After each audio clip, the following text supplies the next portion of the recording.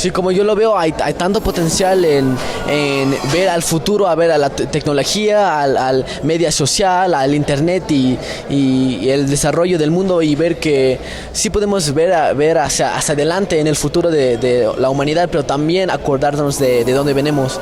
Tú y yo tomamos la misma agua, caminamos en la misma tierra, nada más tenemos una planeta en donde todos nos vivimos, y tenemos una responsabilidad de proteger eso para generaciones en el futuro. Sí creo que parte del cambio que queremos ver en el mundo tiene que ser en reconectarnos con el mundo, reconectarnos con la tierra, con los cuatro elementos, con la vibra de la vida, ¿no? Mucha gente se han olvidado de esas cosas tan simples, y esos pasos para regresar a nuestra cultura, de donde venimos nosotros, creo que son muy importantes en cambiar cómo pensamos como humanos. Los guardianes de la tierra está peleando para darle un voz a todos los jóvenes, para ayudar y apoyarlos en la forma que mis papás me ayudaron a mí, a apoyar a los jóvenes en cualquier esquina del mundo, darle las herramientas, las conexiones que necesitan para ser líderes, organizadores en sus comunidades por cualquier causa, por el medio ambiente, por el cambio del clima, para justicia social.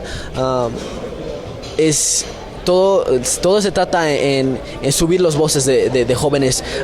Tenemos grupos de guardianes de la tierra llevando acción en sus comunidades por todo el mundo. Tenemos grupos aquí en la Ciudad de México, en diferentes partes de México, por toda Latinoamérica, por toda Europa y Asia y África. También tenemos grupos que están trabajando para sembrar árboles o educar su comunidad, o hacer música o hacer arte.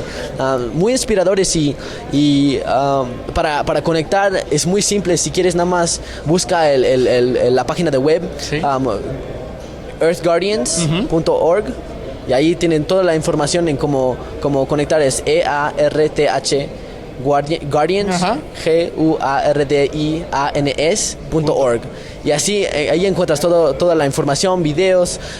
Ahí te puedes conectar con muchos jóvenes por todo el mundo, porque es fácil sentirte como solo, y cuando tienes una familia, una comunidad así, que también son muy inspirados con estos problemas y esta pelea, sí te ayuda y sí te da fuerza.